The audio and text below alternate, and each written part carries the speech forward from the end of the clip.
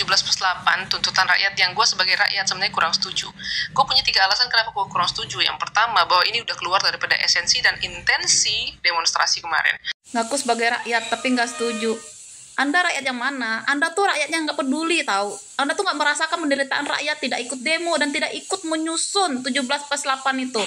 Ngapa kalau semuanya udah selesai, Anda protes? Udah telat tahu. Kemarin-kemarin kemana aja Anda tuh? Ibaratnya orang lagi rapat nih, udah kelar rapatnya Anda baru datang. Ya, apalagi nih, di sistem demokrasi, mayoritas setuju 17+8, Anda doang yang nggak setuju. Artinya, Anda harus ngalah. Yang kedua, gue ngerasa orang yang nyusun 17+8 itu nggak paham perundang-undangan yang berlaku.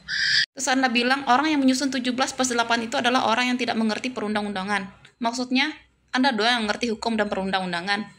Yang ketiga, bahwa gue ngerasa 17+8 yang dituliskan itu sebenarnya udah banyak yang diterapkan, cuman sekarang dituliskan seperti ini. Tujuannya untuk mendiskreditkan pemerintah, seakan-akan pemerintah tuh segitu banyak kekurangan yang harus diperbaiki.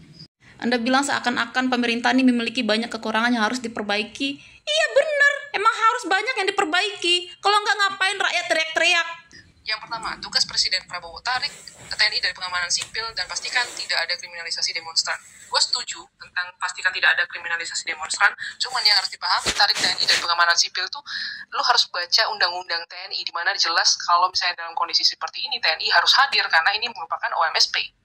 Diatur ya, dia harus assist Polri dalam menjaga keamanan. Anda protes kenapa TNI harus ditarik dari demonstran. Di situs TNI sendiri ada 3 fungsi TNI. Yang pertama untuk menangkal ancaman militer dan non-militer. Yang kedua nih, untuk menindak kekuatan musuh. Yang ketiga untuk fungsi pemulihan setelah terjadi kekacauan keamanan negara. Lihat, di mana posisi TNI harus mengamankan proses demonstrasi. Apakah itu merupakan ancaman? Atau demonstran itu adalah musuh? Yang kedua, apa kita dalam proses pemulihan? Kan nggak ada satupun. Anda tahu nggak kenapa ABRI dilebur menjadi 2, TNI dan polisi? Untuk memisahkan ranahnya. TNI itu menjaga kedaulatan negara, menjaga keamanan negara. Sementara polisi itu menjaga keamanan masyarakat. Dan posisinya demonstran di sini adalah masyarakat. Yang kedua, bentuk tim investigasi independen kasus Afan dan semua korban kekerasan aparat selama demonstrasi dengan jelas dan transparan. Setuju pakai banget gue yang ini. Cuman harus adil juga. Korban kekerasan yang daripada massa atau yang demonstrasi itu juga harus bicara tentang keadilan nih kita nih. Gak boleh yang hanya kekerasan aparat aja yang diusut, kekerasan daripada para demonstran gak diusut. Ya, itu harus adil gitu. Rakyat bilang kekerasan pada demonstran harus diusut, sementara Anda menginginkan kekerasan pada aparat pun harus diusut. Di sini sudah terlihat jelas kalau Anda itu bukan berada pada posisi rakyat. Padahal, walaupun Anda nggak ngomong kayak gitu, pasti hakim akan bertindak adil. Tapi Anda ngomong kayak gitu hanya untuk menyakiti hati demonstran. Tugas Dewan Perwakilan Rakyat. 3. Bekukan kenaikan gaji tunjangan anggota DPR, batalkan fasilitas baru termasuk pensiun.